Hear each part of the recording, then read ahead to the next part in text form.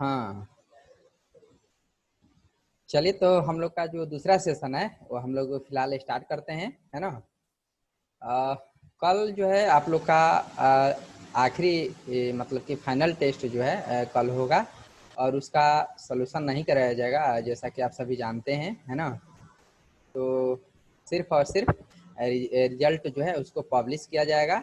तो हो सकता है कि वो रिजल्ट हमारे जो सुजान ITI का जो साइट है वहाँ से आप लोग देख पाएंगे, है ना। अ, चलिए, जो अभी बचा हुआ क्वेश्चन है उसको हम लोग जो है ख़त्म करते हैं अभी फ़िलहाल। ओके, हमारा ये जो क्वेश्चन है जो कि बहुत ही इम्पोर्टेंट क्वेश्चन है, 25 नंबर, है ना। 25 नंबर क्वेश्चन कह रहा है कि 3 फेज इंडक्शन मोटर में प्रतिशत स्लिप की गणना करें। ठीक है, परसेंटेज स्लिप की गणना करें यदि उसमें जो है हमारा फ्रीक्वेंसी का मान, जिसमें फ्रीक्वेंसी 50 हर्ट्ज। स्टार्ट करेंगे।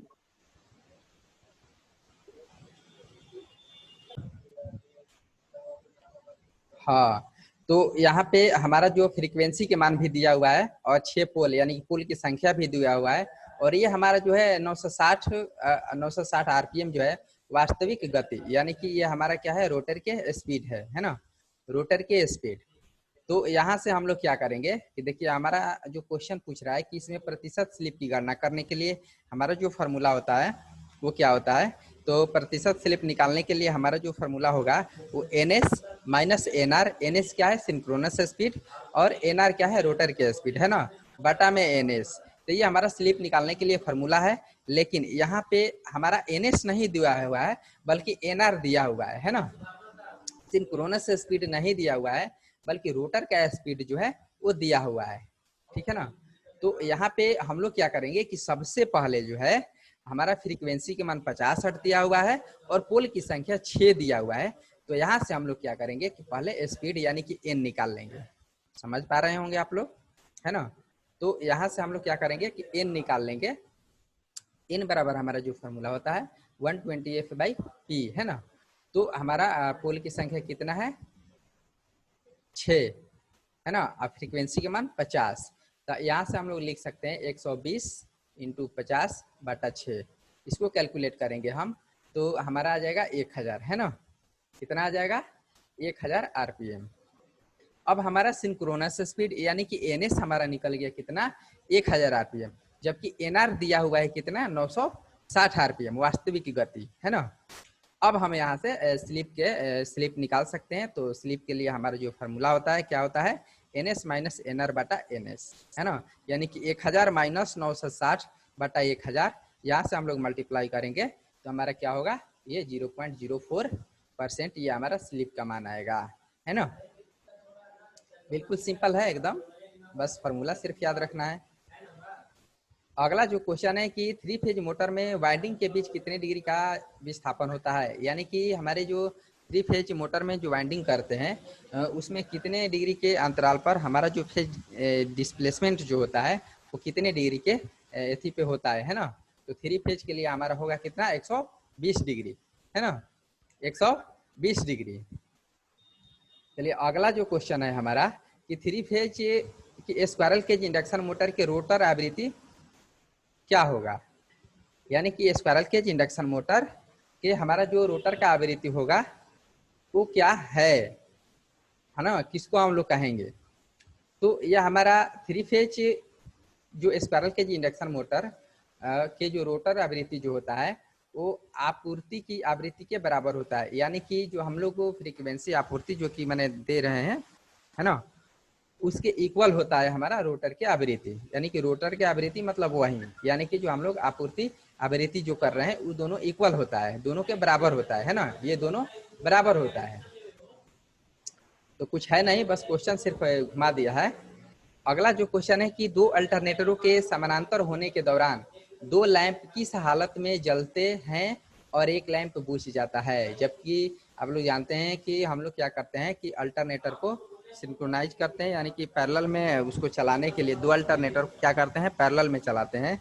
तो पैरेलल में चलाने से पहले जैसे कि आप लोग जानते हैं कि एक होता है हमारा डार्क लैंप विधि और एक होता है ब्राइट लैंप विधि, है ना। सिंक्रोनोस्कोप विधि, ये सब मेथड्स है जो कि पैरेलल ऑपरेशन में हमारा काम कर रहा है नहीं कर रहा है, उसको पैरेलल ऑपरेशन में चलाने से पहले इन सब चीज़ों को देखा जाता है, ठीक है ना। तो कौन कौन से चीज़ बराबर होना चाहिए, ये सब कुछ कंडीशंस होता है। तो उन सब में जो हमारा जो होता है कि 2 लैंप जो है वो क्या होगा कि जलते रहेगा और एक लैंप बुझ जाएगा, तो हम जानेंगे कि हमारा जो है अल्टरनेटर जो है वो पैरेलल में चलने के लिए बिल्कुल एकदम तैयार है ना।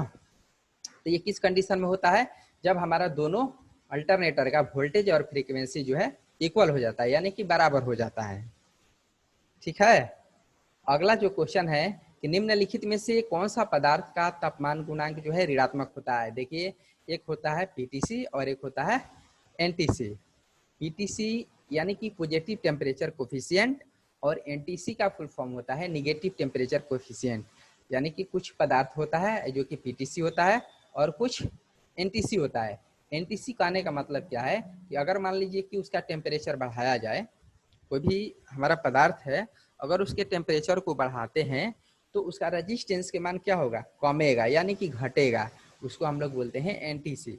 पीटीसी कहने का मतलब क्या है, पॉजिटिव टेम्परेचर कोफिशिएंट, यानी कि वैसा पदार्थ जिसका अगर हम लोग क्या करेंगे, टेम्परेचर अगर मान लीजिए बढ़ता है, हीट अगर ज़्यादा होता है, तो उस कंडीशन में जो है उसका रेजिस्टेंस के मान क्या होगा, बढ़ेगा, है ना। तो कार्बन हमारा जो पदार्थ होता है वो एनटीसी होता है, यानी निगेटिव टेम्परेचर कोफिशिएंट होता है, ठीक है ना। चलिए अगले सवाल की तरफ बढ़ते हैं। अगला जो सवाल है कि पंखों के इलेक्ट्रॉनिक रेगुलेटर निम्नलिखित के बनाए जाते हैं। आजकल तो काफ़ी मात्रा में जो है इसका इस्तेमाल हो रहा है। तो हम लोग जो इलेक्ट्रॉनिक रेगुलेटर का जो यूज़ करते हैं पंखों के लिए, उसमें हम लोग ट्राई का इस्तेमाल करते हैं। किसका इस्तेमाल करते हैं, ट्राई का, है ना। डाइक, ट्राइक, ये सब अलग अलग चीज़ें हैं। अगला जो क्वेश्चन है कि पैनल बोर्ड कहाँ पे उपयोग किया जाता है। तो पैनल बोर्ड का इस्तेमाल हम लोग कहाँ करते हैं, मैक्सिमम, है ना। मैक्सिमम जो है पैनल बोर्ड का इस्तेमाल हमारा जो 3 फेज डोमेस्टिक वायरिंग होता है उसमें हम लोग करते हैं, है ना, 3 फेज डोमेस्टिक वायरिंग में। अगला जो क्वेश्चन है कि प्रति ध्रुव प्रति फेज, यानी कि प्रति पोल प्रति फेज कुंडलियों की संख्या क्या होती है। Very very important. तो यहाँ से देखिए ये फार्मूला है, इसके आप लोगों को बिल्कुल एकदम याद रखना होगा, है ना।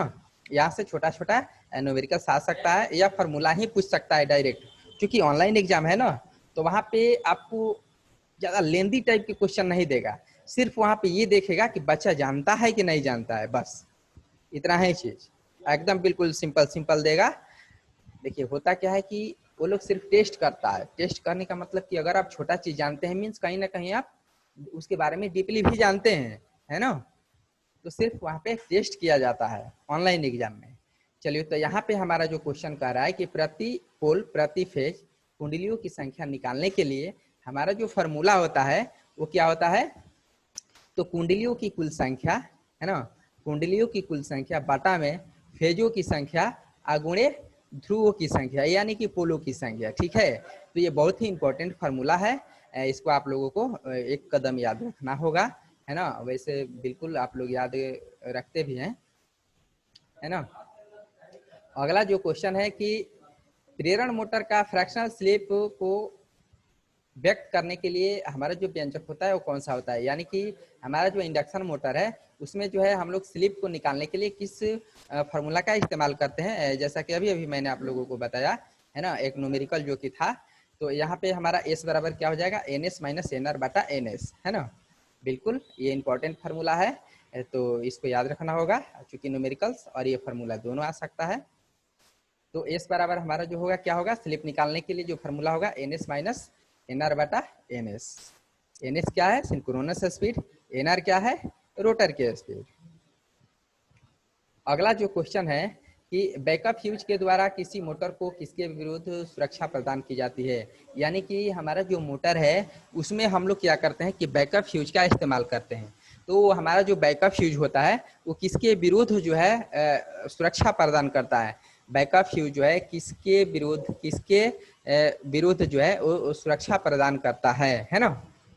तो बैकअप फ्यूज जो हमारा होता है वो शॉर्ट सर्किट के विरुद्ध जो है प्रोटेक्ट करता है, यानी कि सुरक्षा प्रदान करता है, ठीक है ना, शॉर्ट सर्किट के विरुद्ध, जिसको हम लोग हिंदी में क्या बोलते हैं, लघु परिपथ।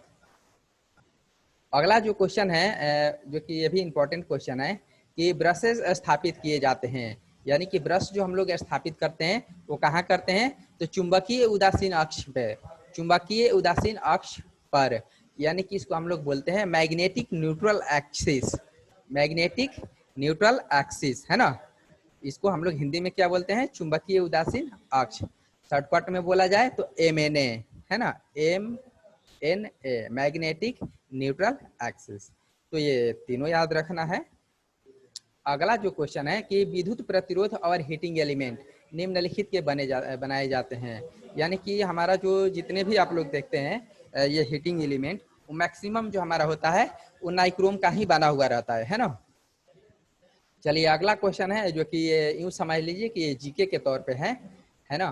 भारतवर्ष में प्रचुर मात्रा में जो पाया जाता है तो माइका यानी कि अबरख, अबरख जो है हमारे इंडिया में बहुत काफी मात्रा में पाया जाता है, ये सब आप लोग जानते होंगे। मोटर जनरेटर सेट का क्या एडवांटेज है, मोटर जनरेटर सेट यानी कि जिसमें मोटर और जनरेटर दोनों कपल्ड हो है ना, तो उसका एडवांटेज क्या है, यानी कि मोटर जनरेटर सेट का बहुत सारा एडवांटेज है, लेकिन इसका सबसे बड़ा जो एडवांटेज होता है वो क्या होता है कि डीसी आउटपुट वोल्टेज को आसानी से ये क्या करता है कि कंट्रोलिंग किया जा सकता है, डीसी आउटपुट वोल्टेज को आसानी से हम लोग कंट्रोल कर सकते हैं, ये सबसे बड़ा एडवांटेज है हमारा मोटर जनरेटर सेट का, है ना। अगला क्वेश्चन है कि यदि किसी सिंक्रोनस मोटर के फील्ड अंडर एक्साइटेड है, ठीक है ना, अंडर एक्साइटेड है, तो उस कंडीशन में हमारा पावर फैक्टर क्या होगा। तो देखिए जब अंडर एक्साइटेड है तो उस कंडीशन में हमारा पावर फैक्टर जो होगा क्या होगा, लैगिंग होगा।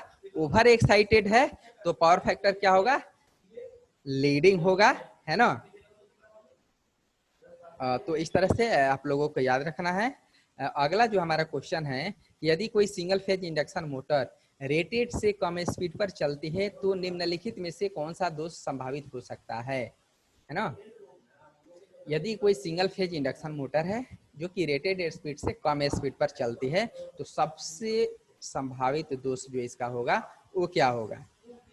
तो देखिए इसका बहुत सारा दोष हो सकता है, जैसे कि मान लीजिए ओवरलोड के कंडीशन में भी ये हो सकता है कम स्पीड, या वोल्टेज कम है उस कंडीशन में भी हो सकता है, या फिर कहीं ना कहीं इंटरनल कोई पार्ट्स है जो कि घिस गया है उस कंडीशन में भी हो सकता है। तो ऑप्शन चाहे जो भी हो हम लोग ऑप्शन को गौर से देखेंगे और उसके बाद जो है टिक आउट करना है ना।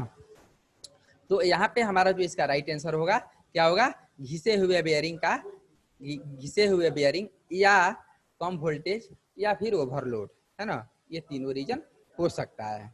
अगला जो क्वेश्चन है, यदि ध्रुवों की संख्या 4 है और खांचों की संख्या 24 है तो पोल पिच क्या होगा। बिल्कुल एकदम सिंपल ये फॉर्मूला है, इसको याद रखना है।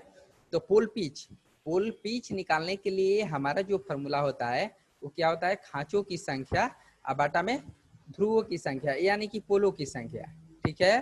पोल पिच निकालने के लिए क्या फॉर्मूला होगा, खांचों की संख्या, ये खांचों की संख्या बटा में पोलों की संख्या। तो यहाँ पे खांचों की संख्या हमारा कितना है 24 दिया हुआ है और पोल की संख्या 4 दिया हुआ है, ठीक है। तो यहाँ से हम लोग पोल पिच निकाल लेंगे, 4 छक्का 24, यानी कि पोल पिच हमारा कितना हो जाएगा 24।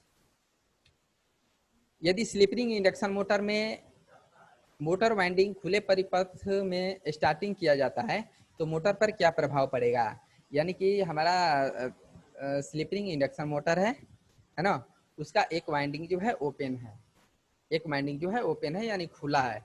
उस कंडीशन में अगर हम लोग मोटर को स्टार्ट करते हैं तो क्या प्रभाव पड़ेगा। तो जाहिर सी बात है जिस तरह से अभी सिंक्रोनस मोटर में हम लोग पढ़े थे उसी तरह से यहाँ भी है, तो हमारा मोटर जो है वो चलेगी ही नहीं, हमारा जो ये स्लिप रिंग इंडक्शन मोटर है वो नहीं चलेगा इस कंडीशन में, है ना। यूनिवर्सल मोटर चलती है, तो यूनिवर्सल मोटर हमारा जो है जैसा कि आप सभी जानते हैं कि हमारा एसी और डीसी ये दोनों सप्लाई पर जो है सामान्य स्पीड से अपना कार्य करती है। Synchronous motor sorry universal motor, है ना। वैसे सिंक्रोनस मोटर भी हमारा एसी डीसी दोनों पर कार्य करता है ना, और इन्वर्सल मोटर भी, तो याद रखना है। अगला जो क्वेश्चन है कि वर्ग एफ विद्युत रोधी पदार्थ के लिए अधिकतम सुरक्षित तापमान क्या होता है। कल तो ये आप लोगों को मैंने रटवा दिया था एकदम बिल्कुल एक एक बोले थे, तो आज जो हमारा क्वेश्चन पूछ रहा है कि एफ के लिए, तो एफ वर्ग का जो हमारा इंसुलेटिंग मटेरियल है या विद्युत रोधी जो पदार्थ है, उसका जो मैक्सिमम जो सुरक्षित तापमान होता है वो होता है 155 डिग्री सेल्सियस, 155 डिग्री सेल्सियस, है ना। इसी तरह से H का 180, C का 180 से 225 डिग्री सेल्सियस, B का 130, Y के 90 डिग्री, ये सब हमको याद है, देख लीजिए, है ना। इसी तरह से आप लोग को भी याद होना चाहिए। चलिए बढ़ते हैं अगले सवाल की तरफ कि वेव वाइंडिंग में परिणामी पिच होना चाहिए लगभग। देखिए वेरी वेरी इंपॉर्टेंट ये क्वेश्चन है। हमारा जो वेव वाइंडिंग में जो रिजल्टेंट पिच होता है, ये बीच जो लिखाया है ना, ये गलत है, यहाँ पिच होना चाहिए। क्या होना चाहिए? पिच। तो परिणामी पिच होना चाहिए लगभग, यानी कि हमारा वेव वाइंडिंग में रिजल्टेंट पिच इसको बोलते हैं। रिजल्टेंट पिच जो होता है वो किसके किसके अंतर के बराबर होता है ना। तो ये हमारा होता है कि पृष्ठ पिच। पृष्ठ पिच कहने का मतलब है कि बैक पिच, और अग्र पिच, अग्र पिच कहने का मतलब क्या है? फ्रंट पिच, है ना। पृष्ठ पिच यानी बैक पिच, और अग्र पिच मतलब फ्रंट पिच। तो हमारा जो ये बैक पिच और फ्रंट पिच, ये दोनों का डिफरेंस होता है, जिसको हम लोग कहते हैं रिजल्टेंट पिच, है ना, परिणामी पिच। तो ये छोटा सा फॉर्मूला है, इसको बिल्कुल याद रखना है। स्टेबल प्रकार के मल्टीवाइब्रेटर में क्या होता है, तो इसमें इसके बारे में मैंने अच्छे से एकदम डिस्कस किए थे कल के ही क्लास में, जो कि मल्टीवाइब्रेटर के बारे में पूछ रहा था। ये कितने टाइप का होता है हमारा? ये 3 टाइप के होता है ना। रनिंग, रनिंग, और कौन कौन होता है? स्टेबल, एक ही चीज है, फ्री रनिंग या स्टेबल, है ना, मोनो स्टेबल और बाई स्टेबल। ये 3 टाइप के मैंने आप लोगों को बताया था। तो इसमें से किसी के भी बारे में पूछ सकता है ना। तो यहाँ पे हमारा ये जो होगा स्टेबल प्रकार के मल्टीवाइब्रेटर में, तो इसमें क्या होता है कि कोई स्थिर कार्य या स्थिति नहीं होती है इसमें, है ना। महंगे कपलिंग, सबसे महंगी कपलिंग निम्न में से कौन सा होता है? तो सबसे महंगा कपलिंग जो होता है हम लोग किस में होता है? तो ये ट्रांसफार्मर कपलिंग होता है। इसमें क्या करते हैं कि हमारा 2 ट्रांसफार्मर होता है, उसके साथ कुछ इलेक्ट्रॉनिक्स ये होता है, जिसको कि हम लोग कपल करते हैं। तो सिंपल वे में इसको हम लोगों को याद रखना है कि सबसे जो महंगा कपलिंग होता है, सबसे जो महंगी कपलिंग होता है, वो हमारा होता है ट्रांसफार्मर कपलिंग। ओके, थोड़ा सा एक करते हैं ना। अगला हमारा जो क्वेश्चन है कि सिंक्रोनस मोटर का मुख्य अनुप्रयोग कौन सा है? देखिए ये वेरी वेरी इंपॉर्टेंट क्वेश्चन है। वैसे तो इसका उपयोग हम लोग इंडस्ट्री वगैरह में भी करते हैं, लेकिन सबसे बड़ा जो इसका एप्लीकेशन है, इसका जो हम लोग यूज करते हैं, वो कहाँ करते हैं आप लोग गौर से सुनेंगे, है ना। तो देखिए यहाँ पे हमारा जो क्वेश्चन कह रहा है कि सिंक्रोनस मोटर जो है, इसका मुख्य यूज हम लोग कहाँ करते हैं? तो देखिए ट्रांसमिशन लाइन, जहाँ पे कि आप लोग देखे होंगे कि हम लोग 66 के भी, 132 के भी, इस तरह से वोल्टेज को हम लोग क्या करते हैं? ट्रांसमिट करते हैं, है ना, ट्रांसमिट करते हैं। तो उन सब जगहों पे पावर फैक्टर को बिल्कुल एकदम बनाए रखने के लिए, पावर फैक्टर को करेक्शन करने के लिए जो है, हम लोग वहाँ पे सिंक्रोनस मोटर का ही इस्तेमाल करते हैं, है ना, ट्रांसमिशन लाइन में। तो इसको बिल्कुल याद रखना, ये सबसे बड़ा इसका जो है एक एप्लीकेशन है सिंक्रोनस मोटर का। तो हमारा जो राइट आंसर होगा वो क्या होगा कि पावर फैक्टर करेक्शन डिजाइन में जो है या डिवाइस है जो भी है ना, इसका इस्तेमाल हम लोग करते हैं। लेकिन सबसे ज़्यादा जो इम्पोर्टेंस है वही है कि ट्रांसमिशन लाइन में जो है हमारा जो पावर फैक्टर है उसको करेक्शन करने के लिए जो है ये सिंक्रोनस मोटर का इस्तेमाल किया जाता है, या फिर फैक्ट्री में भी हम लोग इसका इस्तेमाल करते हैं। अगला जो क्वेश्चन है कि सिलिकॉन और जर्मेनियम का प्रयोग निम्नलिखित रूप में होता है। सिलिकॉन और जर्मेनियम, जैसा कि आप सभी जानते हैं कि हमारा दोनों जो होता है क्या है? अर्धचालक कंडक्टर है ना, अर्धचालक कंडक्टर है। कभी कभी सिलिकॉन के लिए और जर्मेनियम के लिए वोल्टेज के मान भी पूछता है। तो हमारा सिलिकॉन के लिए जो होता है वो 0.7 वोल्ट, और जर्मेनियम के लिए जो होता है 0.3 वोल्ट, है ना। आज का हमारा आखिरी सवाल है, और ये छोटा क्वेश्चन है, लेकिन बहुत बार ये एग्जाम में पूछा है ना, कम्पिटिटिव एग्जाम में भी पूछा है। तो हमारा जो आखिरी क्वेश्चन है, कह रहा है कि हाई स्पीड स्टील में कार्बन का जो परसेंटेज होता है वो कितना होता है। हाई स्पीड स्टील जो हमारा होता है उसमें जो कार्बन का प्रतिशत होता है वो कितना होता है, तो 0.75 से 1% तक, है ना। ये बिल्कुल एकदम एक्यूरेट होता है, तो इसको आप लोगों को बिल्कुल याद रखना है। आई होप कि आज हम लोग का आखिरी ये solution class mock test number 5 जो कि आप लोगों को अच्छे से समझ में आया होगा। अब हम लोग आते हैं, जो भी डाउट्स है उसको हम लोग क्लियर करते हैं, है ना। तो मैक्सिमम लोग आप लोग अनम्यूट हो जाइए, जो भी जिनको डाउट है वो सबसे पहले अनम्यूट होंगे और क्वेश्चन राइज करेंगे। Yes sir. मेरी आवाज को सुन रहे हैं आप? जी सर। ओके, चलिए ठीक है। तो आपसे मेरा ये क्वेश्चन है बाबू, है ना। Yes sir. हमारा क्वेश्चन है कि अगर मान लीजिए कि हमारा जो है स्लिप निकालना होगा, क्या निकालना होगा, स्लिप। तो उसके लिए हमारा जो फार्मूला होता है वो क्या होगा,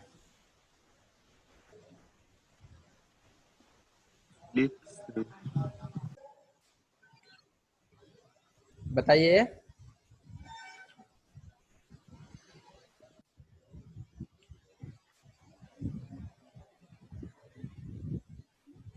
बोलिए, एस क्या हुआ? Equal to N S minus N R बटा एन एस। हाँ बिल्कुल राइट, है ना। चलिए अब बढ़ते हैं आगे। अगला जो हमारा क्वेश्चन होगा वो होगा शालू कुमारी से। शालू कुमारी मेरी आवाज को सुन रहे हैं? ओके, चलिए ठीक है। तो क्वेश्चन मेरा ये है आपसे, है ना, कि अगर मान लीजिए कि हमको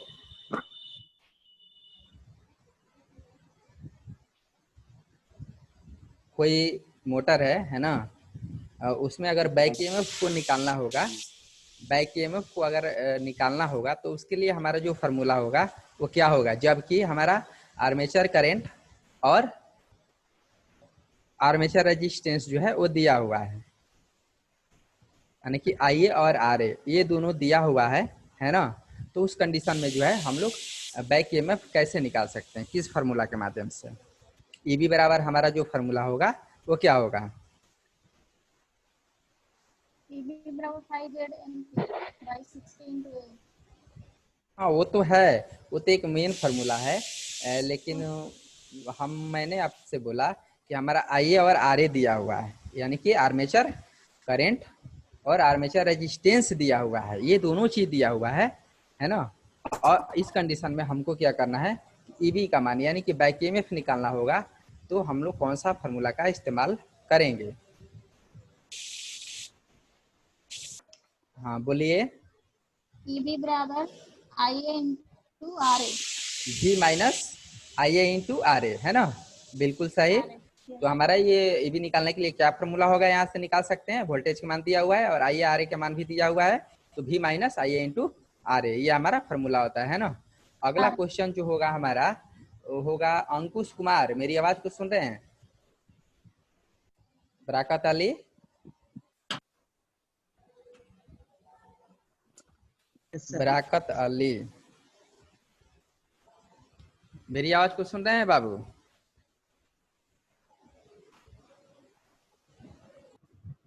बोलिए। हमारा आर्मेचर रेजिस्टेंस का जो मान होता है वो कितना होता है, मैक्सिमम कितना हो सकता है, मैक्सिमम बताइए। आर्मेचर रेजिस्टेंस हाँ, आर्मेचर रेजिस्टेंस का मान मैक्सिमम कितना हो सकता है?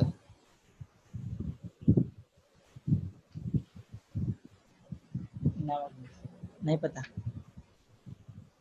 एक ओम होता है। बिल्कुल सही जवाब है ना। कितना होता है, मैक्सिमम जो है 1 ओम हो सकता है, लेकिन उससे कम होगा, है ना। प्रैक्टिकली वैसे आप लोग देखे थे कि 1 ओम से भी कुछ ज्यादा जा रहा था, है ना। तो ये थियोरेटिकली हम लोग ये मान करके चलते हैं कि हमारा आर्मेचर रेजिस्टेंस जो होता है वो मैक्सिमम 1 ओम होता है। तो अगला क्वेश्चन जो हमारा होगा वो होगा जयंती माला। ओके, चलिए तो आप बताएंगे कि हमारा जो सिंक्रोनस मोटर है ना, उसमें जो हमारा भी कर्व जो बनता है, भी कर्व वो किसके किसके बीच बनता है? भी ग्राफ जो बनता है ना सिंक्रोनस मोटर में, वो किसके किसके बीच बनता है? आर्मेचर करंट और फील्ड करंट के बीच। Very good. ओके, अब आते हैं अगला क्वेश्चन है प्रमोद कुमार, आपसे जो क्वेश्चन है कि जस्ट जैसे कि अभी अभी मैंने भी कर्व के बारे में पूछा, सिंक्रोनस मोटर में जो बनता है, जो कि जयंती माला कुमारी जो है राइट आंसर दिए। लेकिन एक क्वेश्चन जो आपसे है कि एंटी भी कर्व है ना, एक हमारा क्या होता है एंटी भी कर्व, तो वो हमारा जो एंटी भी कर्व होता है वो किसके किसके बीच बनता है, बताइए।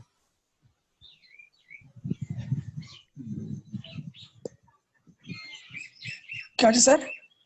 एंटी भी कर्व, एंटी भी ग्राफ जो सिंक्रोनस मोटर में बनता है वो किसके किसके बीच बनता है?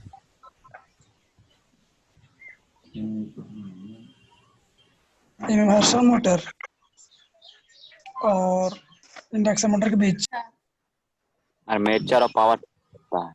बिल्कुल, आर्मेचर ऐसे नहीं बोलना है बाबू, आर्मेचर करंट और पावर फैक्टर के बीच, है ना। चलिए बहुत डिस्कशन हो गया।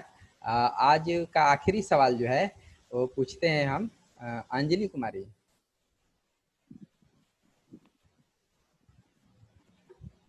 मेरी आवाज को सुन रहे हैं बाबू?